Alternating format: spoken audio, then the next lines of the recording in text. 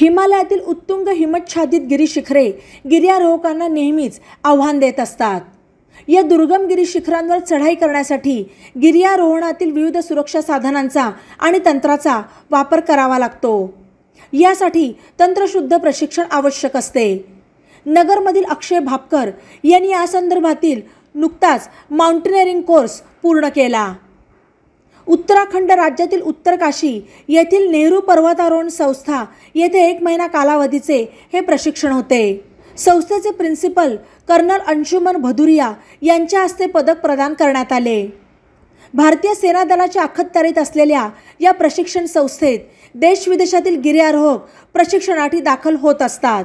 या प्रशिक्षणाच्या वेळी अक्षय भापकर यांनी 15,300 फूट उंचीचे माउंट हुरा हे शिखर यशस्वीपणे सर केले।